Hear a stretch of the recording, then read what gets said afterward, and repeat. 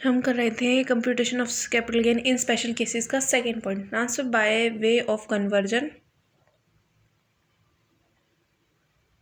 Of capital asset into stock in trade की। पहले हमारे पास वो कैपिटल एसेट थी, उसका हमने कन्वर्जन कर दिया स्टॉक इन ट्रेड में, ठीक है। और फिर हमने उसको बेच दिया, ठीक है। जो पहले तो जो हमारी कैपिटल एसेट थी हमने उसको स्टॉक इन ट्रेड में कन्वर्ट किया, कन्वर्ट करने के बाद फिर हमने उसको बेच दिया। तो जिस डेट पर हम कन्वर्जन करेंगे उस टाइम हम उसकी फेयर मार्केट वैल्यू लेंगे, और जिस टाइम हमने बेचा, ठीक है, उसका जो हमारी जो इनकम हुई उन दोनों का डिफरेंस ही क्या माना जाएगा, कंसिडरेशन माना जाएगा, ठीक है। उसके बाद हम थर्ड पॉइंट कर रहे हैं, थर्ड पॉइंट स्किप करें, फोर्थ पॉइंट करेंगे, transfer of capital asset to a firm और एसोसिएशन ऑफ पर्सन और बॉडी ऑफ इंडिविजुअल, ठीक है। मान लीजिए मेरे को मेंबर बनना है किसी फर्म में, किसी एसोसिएशन ऑफ पर्सन में, या किसी बॉडी ऑफ इंडिविजुअल में, ठीक है। तो इसके लिए मैंने क्या करा, मेंबरशिप लेने के लिए मैंने कोई कैपिटल एसेट दे दी, ठीक है। कैपिटल एसेट कंट्रीब्यूशन मैंने जिस डेट पर करी उस डेट पर उसकी वैल्यू, मान लीजिए उस एसेट की वैल्यू 3 लाख थी, ठीक है। पर फर्म ने अपनी एसेट, जो मैंने एसेट दी फर्म ने या एओपी या बीओआई ने, उसकी एंट्री अपनी बुक्स में 3 लाख की बजाय 2 लाख की करी उस एसेट की वैल्यू की। तो क्या होगा, कंसिडरेशन मेरा 2 लाख ही माना जाएगा, ठीक है। उसी से ही मैं कैपिटल गेन कैलकुलेट करूँगी, ठीक है। उसके बाद फिफ्थ पॉइंट है, ट्रांसफ़र बाय अ फर्म और बी एसोसिएशन ऑफ पर्सन और बॉडी ऑफ इंडिविजुअल। इसमें क्या कह रहा है कि जब फर्म से या एसोसिएशन ऑफ पर्सन या बॉडी ऑफ इंडिविजुअल से अलग हो रहे हैं तो क्या होगा, फर्म भी तो कैपिटल एसेट ट्रांसफ़र करेगी हमें, है ना। जिस डेट पर फर्म को हमने कैपिटल एसेट जिस समय फर्म हमें कैपिटल एसेट दे रही है उस दिन का फेयर मार्केट वैल्यू फर्म के लिए फुल कंसिडरेशन माना जाएगा, ठीक है। इसी से ही हम कैपिटल गेन कैलकुलेट करेंगे, ठीक है। उसके बाद हम करेंगे sixth point, compulsory acquisition of an asset और एनहेंसमेंट कंपनसेशन की। मान लीजिए कंपल्सरी एक्विजिशन कौन कर सकता है, गवर्नमेंट कर सकती है।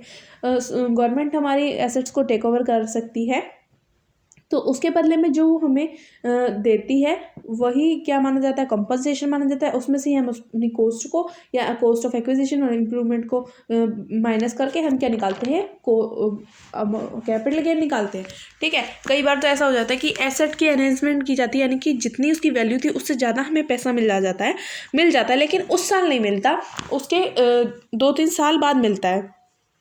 तो जिस साल मिला उसी साल हमें वो माना जाएगा। पर ये देखिए, जिस साल हमें मिला उस साल की तो वो कॉस्ट नहीं है ना, पर वो पूरा का पूरा कैपिटल गेन माना जाएगा। मान लीजिए, एक दोबारा समझाती हूँ कि जो हमें पैसा मिला, बढ़कर मिला, एनहांसमेंट होके मिला, बट उस डेट पर नहीं मिला, कुछ साल बाद मिला, तो जिस साल बाद मिला ना वो पूरा का पूरा अमाउंट हमारा कैपिटल गेन होगा, ठीक है। हमें उसमें से कुछ भी लेस नहीं करना। सी पॉइंट है कि मान लीजिए ऐसा भी तो हो सकता है एनहेंसमेंट ना हुआ हो, जितने की वैल्यू हो उससे कम मिला हो, ठीक है। तो मान लीजिए मेरा प्लॉट 10 लाख का था, बट गवर्नमेंट ने 8 लाख रुपए दिया। मेरा कोई मान लीजिए गवर्नमेंट कोई सड़क बना रही है, सड़क के बीच में मेरा प्लॉट आ रहा है और मेरे प्लॉट की वैल्यू 10 लाख रुपए है, बट गवर्नमेंट ने मेरे को 8 लाख रुपए कंपनसेशन दिया, ठीक है। तो वो मेरा क्या हो जाएगा, कैपिटल लॉस हो जाएगा, ठीक है। फिर 7th पॉइंट कर रहे हैं, computation of capital gain in case of specified agreement कि मैं आपको बता देती हूँ इसका ब्रीफ, कि कई बार क्या होता है, कुछ लोग आपस में एग्रीमेंट कर लेते हैं लैंड पर बिल्डिंग बनाने से रिलेटेड मान लेते हैं बनाने का, और बनाने के बदले में वो क्या करते हैं, या तो उसको बिल्डिंग में रहने का कोई हिस्सा दे देते हैं, बिल्डिंग का हिस्सा दे देते हैं, या फिर और उसको कैसे दे सकते हैं, कैश में भी कुछ पेमेंट कर सकते हैं, और कुछ तो बिल्डिंग में रहने का हिस्सा दे दिया और उसको कुछ कैश में दे दिया, ठीक है, या कई बार तो दोनों में से कोई एक दिया जाता है, कई बार दोनों चीज़ें भी दे सकती है, जैसा भी एग्रीमेंट में डिसाइड होता है वो तभी की तभी देखा जाता है, ठीक है। अब मान लीजिए बिल्डिंग बन गई और उसकी कॉस्ट आई 10 लाख रुपए, ठीक है। इसके बदले में क्या हुआ, पहले से एग्रीमेंट में डिसाइड था कि बिल्डिंग का कुछ पोर्शन दे दिया और कुछ कैश दे दिया। तो ऐसे में कंसिडरेशन हम कैसे कैलकुलेट करेंगे, ठीक है। तो इमूवेबल प्रॉपर्टी की, यानी हम तो बिल्डिंग ही बना रहे थे, वो इमूवेबल प्रॉपर्टी है, तो इमूवेबल प्रॉपर्टी यानी बिल्डिंग की हम स्टैम्प वैल्यू ही उसी प्रॉपर्टी की वैल्यू मानी जाएगी। और जिस बिल्डिंग का उसने हमें पोर्शन दिया है ना रहने के लिए, उसकी स्टैम्प ड्यूटी वैल्यू और जो हमें उसने कैश में दिया वो ऐड करेंगे तो वो कंसिडरेशन माना जाएगा, ठीक है। इसमें से कैपिटल गेन कैसे कैलकुलेट करेंगे, जितना तो हमें फुल वैल्यू कंसिडरेशन अभी हमने कैलकुलेट किया उसमें से माइनस कर देंगे बिल्डिंग को बनाने से रिलेटेड जो भी एक्सपेंसेस किए गए थे, ठीक है। देखिए दोबारा बताती हूँ, कुछ लोग आपस में एग्रीमेंट कर लेते हैं, मान लीजिए लैंड पर बिल्डिंग बनाने का एग्रीमेंट किया गया, ठीक है, और वो उसमें जो कॉस्ट आई उसकी तो वो जिसकी लैंड थी वो कैसे पैसे दे सकता है, या तो उसको बिल्डिंग पर रहने का बिल्डिंग का कोई हिस्सा दे सकता है और कुछ कॉस्ट, और या कैश में पेमेंट कर सकता है, या वो कई बार दोनों दे देता है। तो वो बोल रहा है कि इमूवेबल प्रॉपर्टी के केस में हम कैसे वैल्यू, मान लीजिए उसने दोनों ही दे दिया, कैश भी दे दिया और बिल्डिंग का पोर्शन भी दे दिया, तो इस केस में हम कैसे कैपिटल गेन कैसे कंसिडरेशन कैलकुलेट करेंगे। तो इमूवेबल प्रॉपर्टी के केस में हमें स्टैम्प ड्यूटी वैल्यू लेनी है और जो हमें उसने कैश दिया, दोनों को ऐड करेंगे तो वो हमारा फुल वैल्यू कंसिडरेशन बन जाएगा। और उसमें से कैपिटल गेन कैसे कैलकुलेट करेंगे, फुल वैल्यू कंसिडरेशन में से हम माइनस कर देंगे बिल्डिंग से रिलेटेड जो भी उसने एक्सपेंसेस किए थे उसको। अब इसमें बोल रहा है टैक्स लायबिलिटी कैसे होगी। टैक्स लायबिलिटी जिस साल बिल्डिंग की कंप्लीशमेंट का सर्टिफिकेट हमें मिल जाता है ना कि वो कंप्लीट हो गई है, तो उस साल ही हमारा कैपिटल गेन में से टैक्स अराइज होगा, ठीक है। उसके बाद 8 पॉइंट है ट्रांसफ़र ऑफ यूनिट्स, यानी मान लीजिए कि एक कंपनी है जैसे कि म्यूचुअल फंड की यूनिट्स खरीदी, ठीक है मैंने, अब इन यूनिट्स को बेचा जा रहा है, तो और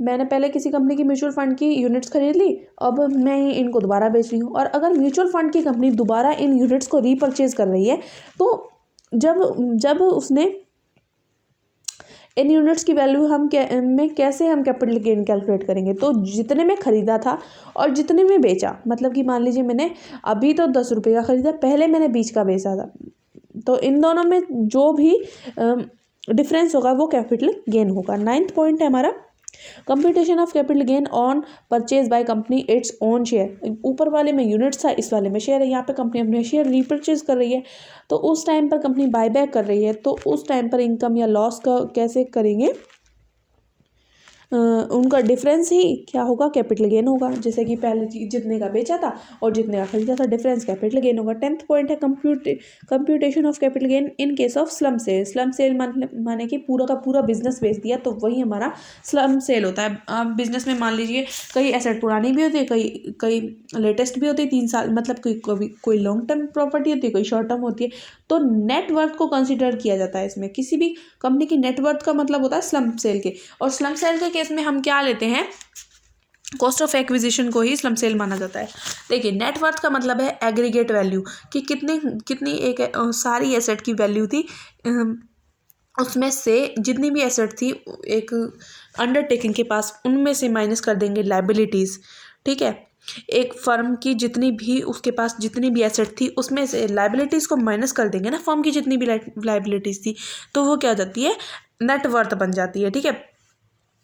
अब इस पॉइंट में हमें क्या करना है, जब कोई बिजनेस बेचा जा रहा है, सारी एसेट इकट्ठी बेची जा रही है, तो बेचने के बाद जो प्राइस होगा, जो कंसिडरेशन होगा, उसमें से ही जो हमें कंसिडरेशन मिला उसमें से ही कॉस्ट ऑफ एक्विजिशन माइनस करने के बाद हम क्या करेंगे, वही हमारी कैपिटल गेन होगा। नेटवर्थ का मतलब तो आपको मैंने बता ही दिया है, ठीक है। अब हमें यहाँ पर क्या करना होता है, रिवैल्यूएशन को हमें इग्नोर करना होता है, ठीक है। और हमें ये ध्यान देना होता है कि कोई भी डेप्रिसिएशन वाली एसेट है उनको हमें डेप्रिसिएशन लेस करना होगा, बिना डेप्रिसिएशन वाली को ऐसे ही लेने होगा। फिक्टिशियस एसेट्स को हमें छोड़ देना होगा, यानी कि जितने भी अकाउंटिंग के रूल होते हैं वो सारे हमें फॉलो करने होते हैं, ठीक है।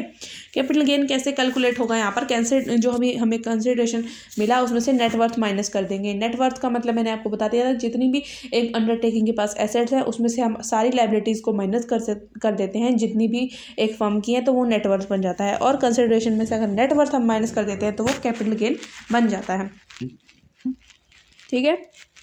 यहाँ तक मैंने आपको बता दिया, फिर नेक्स्ट लेक्चर में मिलेंगे।